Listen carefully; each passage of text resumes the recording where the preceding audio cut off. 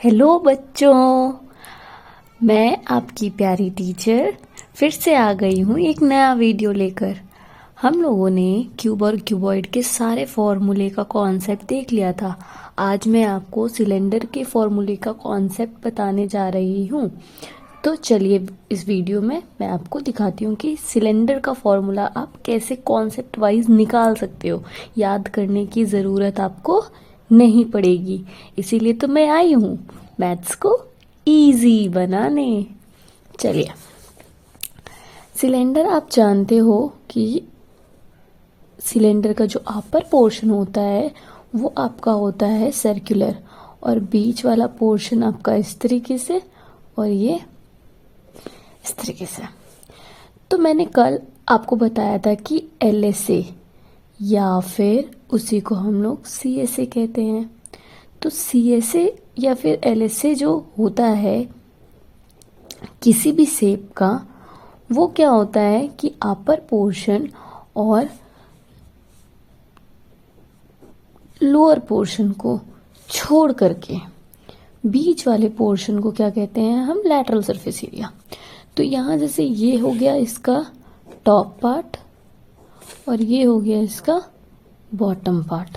तो ये दोनों पार्ट को छोड़ करके ये जो बीच वाला है वो उसका LSA हो गया। तो LSA को ध्यान से समझो कि ये एक नीचे का क्या है उसका, क्योंकि नीचे बेस नहीं है, सिर्फ और सिर्फ ये वाला पार्ट है, ये वाला पार्ट। तो ये इसका क्या है, सरकमफ्रेंस। इसी सरकमफ्रेंस के ऊपर ऊपर ऊपर ऊपर और रिंग रिंग रिंग रिंग जैसे रखते रखते रखते रखते रखते रखते क्या हो गया है, एक हाइट बना है। तो हमेशा याद रखिए, जब भी LSA ऑफ कोई भी शेप का निकालना हो तो आपको हमेशा क्या करना है, पेरीमीटर को हाइट से मल्टीप्लाई करना है। आपका जो भी पेरीमीटर होता है उसको मल्टीप्लाई कर दोगे हाइट से, तो आपका निकल जाएगा LSA और CSA ऑफ एनी शेप्स। तो पेरीमीटर मीन्स यहाँ पे तो आपका सर्कुलर तरीके से, सर्कुलर शेप में वो क्या हो रहा है, हाइट तक जा रहा है। तो perimeter of circle it means कि सरकमफ्रेंस ऑफ सर्कल। तो सरकमफ्रेंस ऑफ सर्कल आपका क्या होता है 2πr, और उसी को हाइट, हाइट आपका क्या है h।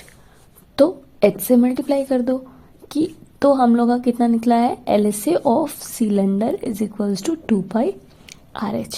देखा कितना इजी था।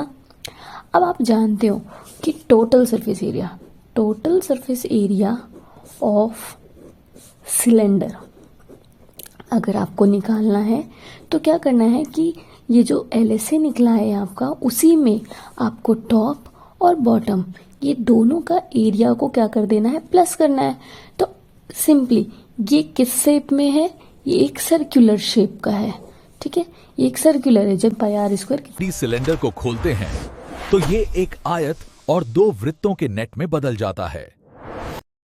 ये इस तरीके का बनता है, और बीच में इसको जब यहाँ से कट करके आप इसको खोलोगे तो ये कैसा बन जाएगा, इस तरीके का बन जाएगा, एक ट्रायंगल इस तरीके का बन जाएगा, ठीक।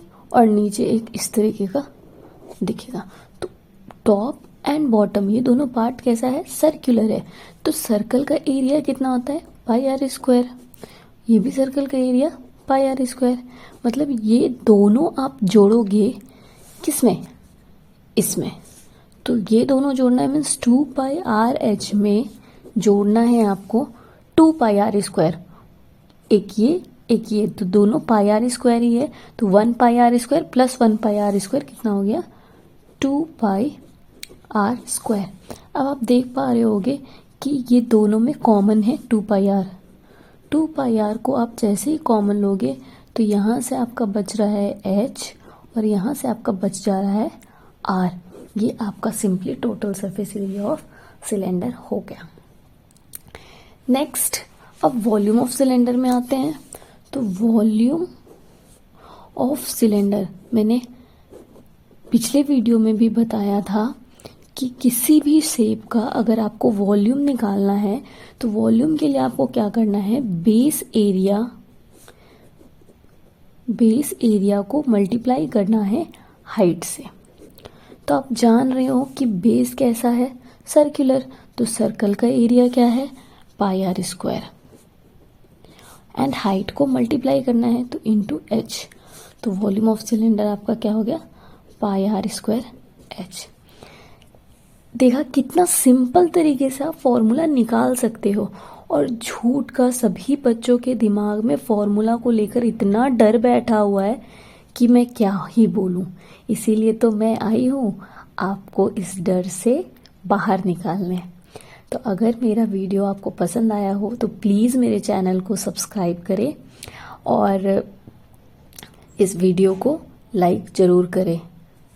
Thank you.